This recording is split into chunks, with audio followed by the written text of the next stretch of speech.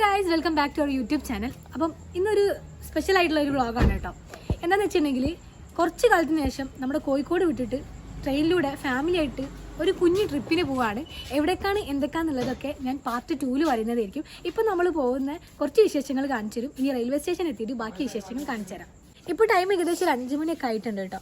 അപ്പം നമ്മളിതാ വീട്ടിൽ നിന്ന് പോകാൻ വേണ്ടിയിട്ട് നിൽക്കുകയാണ്. ഈ സമയത്തൊക്കെ എണീച്ചിട്ട് എൻ്റെ കൂടെ ഉള്ള ആൾക്കാർക്കൊന്നും വലിയ ശീലമില്ല, എനിക്ക് അത്രയും ഇല്ല കേട്ടോ. പിന്നെ എണീക്കുന്ന ഒരാളെന്ന് വെച്ചാൽ ഇപ്പം മാത്രമാണ്. ഇപ്പം 4 മണിക്ക് എണീക്കും. ഇവരൊക്കെ ഇന്നിങ്ങനെ പോകുന്നുണ്ടെന്ന് പറഞ്ഞതിനെ കൊണ്ട് മാത്രം എണീച്ചതാണ്. ഷിഫ ആയിക്കോട്ടെ, ആയിഷ ആയിക്കോട്ടെ, ഉവൈസ് ആയിക്കോട്ടെ, അത് ഫുഡാണ്. ഇതാ എല്ലാവരുടെ കൈമിൽ ഫുള്ള് സാധനമാണ് ഗൈസ്. ഫുള്ള് സാധനങ്ങളായിട്ടാണ് പോകുന്നത്. പുറത്തുനിന്ന് ഫുഡ് കഴിക്കണ്ടെന്ന് വിചാരിച്ച്. സമയം ഇപ്പോൾ ഏകദേശം 5:30 ഒക്കെ ആയിട്ടുണ്ട് കേട്ടോ. നമ്മളിപ്പോൾ അതാ വീട്ടിൽ നിന്ന് ഇറങ്ങുന്നതാണ്.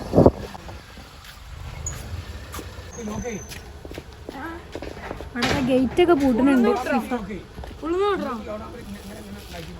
ആദ്യമായിട്ടാണ് ഗൈസ് ഞാനൊരു ട്രാവലിംഗ് വ്ളോഗൊക്കെ ഇടുന്നത്. അപ്പോൾ നിങ്ങളെല്ലാവരും സപ്പോർട്ട് വേണം കേട്ടോ. ഇത് ഇഷ്ടമായിട്ടുണ്ടെന്നുണ്ടെങ്കിൽ നമ്മൾ ഇത് തുടരുന്നതായിരിക്കും. സിംഗപ്പൂർ, മലേഷ്യ, തായ്ലാൻഡ്, തത്തലാൻഡ് അങ്ങനെ ഒരുപാട് സ്ഥലങ്ങളിൽ പോകുന്നതായിരിക്കും. അപ്പോൾ ഗൈസ് നമ്മളിതാ എന്താണ് വൈസേ ഈ ഒരു ട്രിപ്പിനെ കുറിച്ച് താങ്കൾക്ക് പറയാനുള്ളത്? ഒന്നും പറയാനില്ല എന്നാണ് വോയിസ് പറയുന്നത്. പക്ഷെ ഞങ്ങൾക്കൊക്കെ ഒരുപാട് പറയാനുണ്ട്. അത് നിങ്ങൾ മുന്നോട്ട് ഇങ്ങനെ പോയിക്കൊണ്ട് നിൽക്കുമ്പോൾ നിങ്ങൾക്ക് കാണാൻ വേണ്ടി പറ്റും. ആയിഷൊക്കെ ഭയങ്കര എക്സൈറ്റഡ് ആണ് ഈ ഒരു ട്രിപ്പിൽ.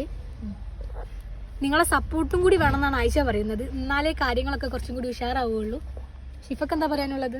സപ്പോർട്ട് ആൻഡ് ലൈക്ക് മാത്രമല്ല, സബ്സ്ക്രൈബും കൂടി ചെയ്യണം ഗൈസ്. അതിൻ്റെ ഇടയ്ക്ക് ഗൈസ് ഇതാ നമ്മൾ റെയിൽവേ സ്റ്റേഷനിൽ പോയിക്കൊണ്ട് നിൽക്കുകയാണ്. ഇപ്പോൾ പള്ളിയിൽ നിസ്കരിക്കാൻ വേണ്ടി കയറിയിട്ടുണ്ട്. നമ്മൾ വീട്ടിൽ നിന്ന് ഓൾറെഡി നിസ്കരിച്ചിട്ടാണ് നമ്മളെല്ലാവരും എത്തിയിട്ടുള്ളത്. പോയി നിസ്കരിച്ചാൽ ഒപ്പം നിസ്കരിച്ചിട്ടില്ല. അപ്പോൾ പള്ളിയിൽ നിസ്കരിക്കാൻ വേണ്ടി പോയിക്കണം. ഇപ്പം വെയിറ്റ് ചെയ്യാം. 6:10 ട്രെയിൻ ഉള്ളത്. 5:43 ഇപ്പോൾ എത്തുമായിരിക്കും. ഇവിടെ കഴിച്ച് ഒരു ട്രെയിന് തീരാണ്ട് പോകണം. കഴിഞ്ഞ് ലാസ്റ്റ് റെയിൽവേ സ്റ്റേഷനിലേക്ക് എത്തിയിട്ടുണ്ട് ഗൈസ്. സംഗീതമൊക്കെ ഇതാ കൂട്ടി കിടക്കണം. സംഗീത് കൂൾബാർ. എനിക്ക് അവിടുത്തെ ഫാലൂദ ഇഷ്ടമല്ല.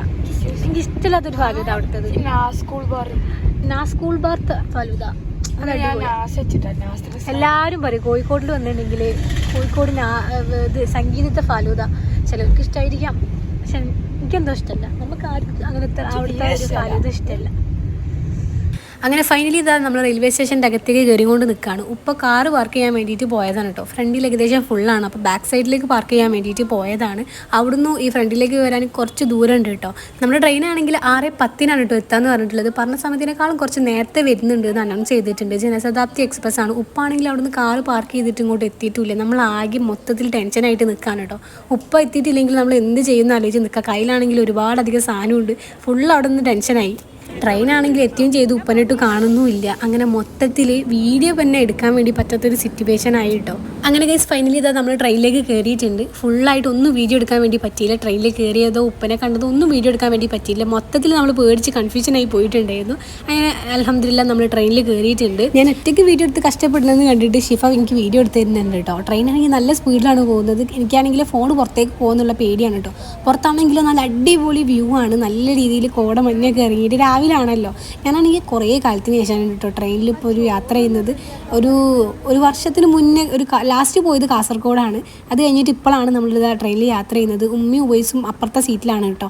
അവിടെ ആഴ്ച കയറി ഇരിക്കുന്നുണ്ട് വിൻഡോ സീറ്റിന് വേണ്ടിയിട്ട്. എനിക്ക് കറക്റ്റ് വിൻഡോ സീറ്റ് കിട്ടി. കറക്റ്റ് എൻ്റെ സീറ്റല്ല, അത് ഉപ്പൻ്റെ സീറ്റാണ്. ഞാൻ പിന്നെ ഉപ്പനെ സോപ്പൊക്കെ ഇട്ട് നമുക്ക് വ്ളോഗൊക്കെ എടുക്കേണ്ടതെന്ന് പറഞ്ഞിട്ട് നേരെ ഞാൻ ആ വിൻഡോ സീറ്റിലേക്ക് ഇരുന്ന് അവിടെ ഇരുന്നാലല്ലേ ഉള്ളൂ കാഴ്ചകളൊക്കെ കറക്റ്റ് ക്യാപ്ചർ ചെയ്യാൻ വേണ്ടി പറ്റുക. ശരിക്കും നമുക്ക് കിട്ടിയിട്ടുള്ളത് ഉപ്പ വിൻഡോ സീറ്റ്, ഞാൻ വേറെ ഏതോ ഒരു സീറ്റിലാണ് കേട്ടോ. ഉപ്പനെ അവിടെ ഇരുത്തിയിട്ടുള്ളത്, വേറെ ആരും അവിടെ ഇല്ലായിരുന്നു. അപ്പോൾ പിന്നെ ഉപ്പനെ അവിടേക്ക് ഇരുത്താമെന്ന് വിചാരിച്ചു. ആരെങ്കിലും വരികയെന്നുണ്ടെങ്കിൽ ഉപ്പ അവിടെ നിന്നിട്ട് പോകേണ്ടി വരും. അതുവരെ ഇവിടെ നല്ല രീതിയിൽ എൻജോയ് ചെയ്തിരിക്കുക. ഉമ്മ ആയിഷ സീറ്റിലാണ് കേട്ടോ ഉള്ളത്. ആയിഷക്കാണ് കേട്ടോ എല്ലാവരെക്കാളും കൂടുതൽ എക്സൈറ്റ്മെൻറ്റ് ഉള്ളത്.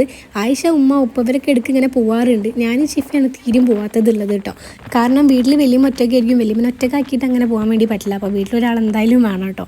അപ്പം വലിയമ്മക്കാണെങ്കിൽ എവിടെ അങ്ങനെ പോയി നിൽക്കുന്ന വലിയ താല്പര്യമില്ല ആൾക്ക്. നമുക്കും വലിയമ്മനെ കാണാൻ നിൽക്കാനും കഴിയില്ല. അപ്പോൾ ഇങ്ങനെ ഒരു ലോങ് യാത്രയൊക്കെ പോകുമ്പോൾ വലിയമ്മക്ക് വരാനും പറ്റില്ല. അതുകൊണ്ട് തന്നെ അമ്മേൻ്റെ വീട്ടിലാക്കിയിട്ടുണ്ട്.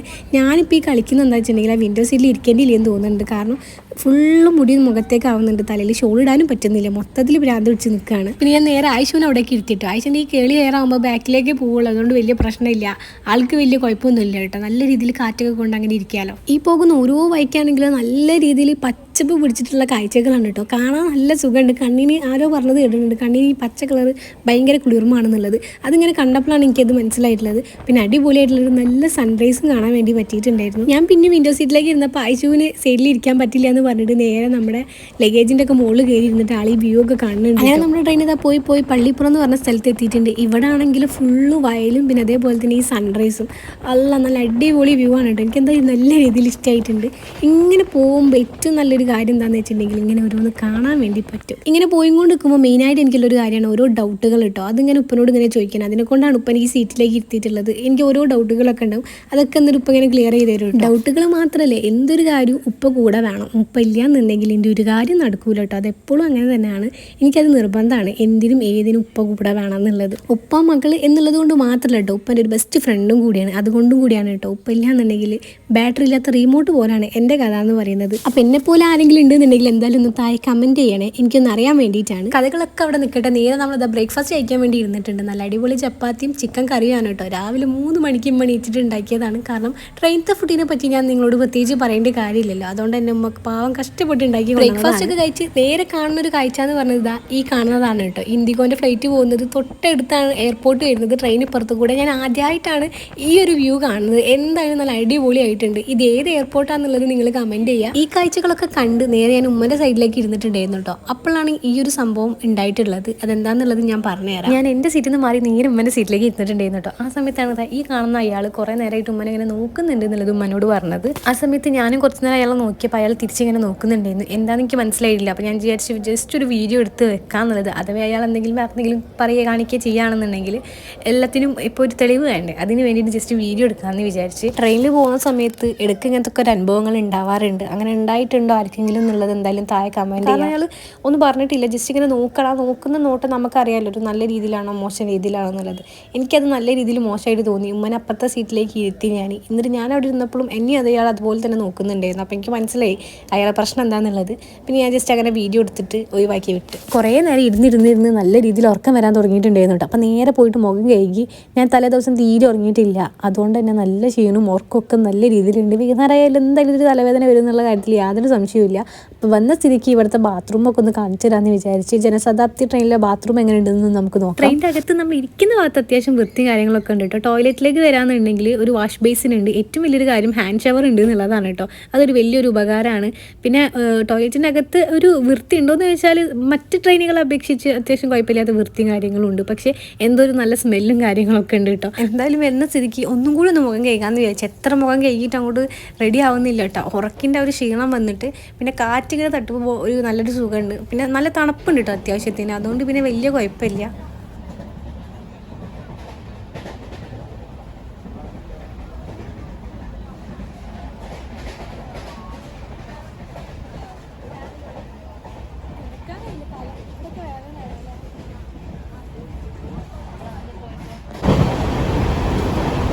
ഇപ്പൊ ട്രെയിനിൽ ഇരുന്നിരുന്ന് ബോറടിച്ചോ?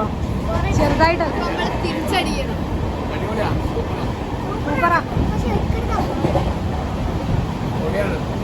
വോയിസിന് ബാക്ക് പെയിൻ. ഷോള് പുറത്തേക്ക് പോകും. ഭയങ്കര പ്രകൃതി രമണീയമായിട്ടുള്ള ഒരു ലൊക്കേഷനിലാണ്.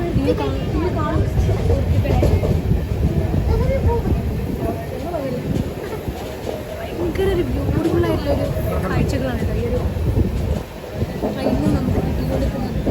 ഡള്ളായി എടുക്കണം മുഖം.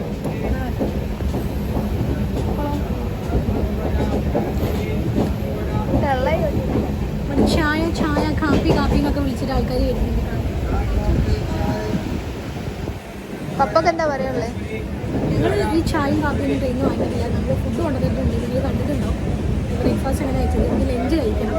ടൈം ഏകദേശം മാറി അപ്പം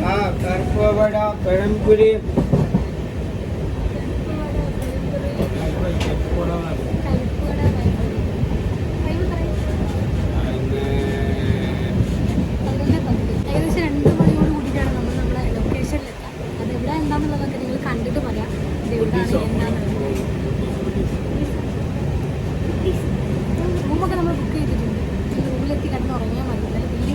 മത്തിൻ്റെ ഇങ്ങനെ ഉണ്ടാവും എന്തോ. ഏകദേശം ഉച്ച സമയമായിട്ടുണ്ട്. നേരെ ഫുഡ് കഴിക്കാൻ വേണ്ടി ഇരുന്നു കേട്ടോ. ഉപ്പ തക്കാളിക്കറി, അതേപോലെ ചോറ്, കോഴി പൊരിച്ചതൊക്കെയാണ് കേട്ടോ ഉപ്പൻ്റെ ഫുഡ്. ഉപ്പ എന്താ പറയുക, ചിക്കൻ കറി എടുത്തിട്ടില്ല. നമ്മൾ ചിക്കൻ കറി കേട്ടോ കഴിക്കാൻ വേണ്ടി പോകുന്നത്. രാവിലെ കൊണ്ടുവന്നിട്ടുള്ള ചിക്കൻ കറി നമ്മൾ ഉച്ചക്കിലേക്ക് കുറച്ച് മാറ്റി വെച്ചിട്ടുണ്ടായിരുന്നു. ചിക്കൻ കറി, വെറും ചോറ്, ചിക്കൻ ഫ്രൈ ആണ് കേട്ടോ. അച്ചാർ മാത്രമല്ല കേട്ടോ, അച്ചാർ ഉണ്ടെങ്കിൽ ഒന്നും കൂടി സെറ്റാവായിരുന്നു. ഉമ്മ അവിടെ ഉബൈസിനും ആയിഷക്കും ചോറും അരി കൊടുക്കുന്നുണ്ട് കേട്ടോ. ഞാൻ എന്തായാലും ഒറ്റയ്ക്ക് ഇരുന്ന് കഴിക്കട്ടെ.